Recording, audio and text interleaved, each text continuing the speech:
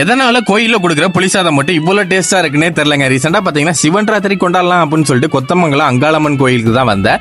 அங்க மூஞ்ச கழுவிட்டு நம்ம உள்ள போனதும் மதுரை வீரன் ஐயனாருன்னு சொல்லிட்டு நிறைய சாமி இருந்தாங்க. சிவன் ராத்திரிக்கு யாரும் தூங்க கூடாதுன்னு சொல்லிட்டு காளியாட்டம் காவடி எல்லாம் வச்சிருந்தாங்க. பார்க்க ரொம்பவே நல்லா இருந்தது. அப்புறம் அங்கேயே வந்து பாத்தீங்கன்னா கருப்பு சாமியும் இருந்தாங்க. அப்புறம் அங்கேயே பிரியாச்சி சாமியையும் கும்பிட்டோம்.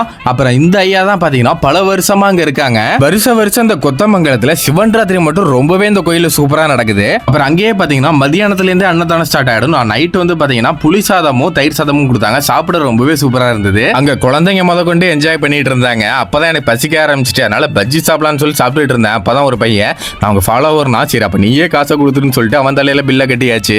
வான வேடிக்கை எல்லாம் எக்கச்சக்கமா இருந்தது. அப்புறம் அங்காளம்மன் சாமிய ஊர்வலமாவும் கூட்டு வந்துட்டு இருந்தாங்க. இவ்வளவு சத்தத்திலையும் அங்க 2 பேர் படிச்சுட்டு இருந்தாங்க. அவங்களுக்கு போய் நீங்க ஸ்டேட் ஃபர்ஸ்ட் வந்துருவீங்க அப்படின்னு சொல்லிட்டு ஒரு வாழ்த்துக்களையும் சொன்னேன். அங்க தப்படிக்கிறத பார்த்து அங்க உள்ளவங்களுக்கு சாமியே வர ஆரம்பிச்சிட்டு இந்த அங்காளம்மன் கோயில் பல பேருக்கு குலதெய்வ கோயிலா இருக்கு. நீங்களும் இந்த சிவராத்திரிக்கு என்ன பண்ணீங்கிறத கீழே கண்டிப்பா கமெண்ட் பண்ணுங்க.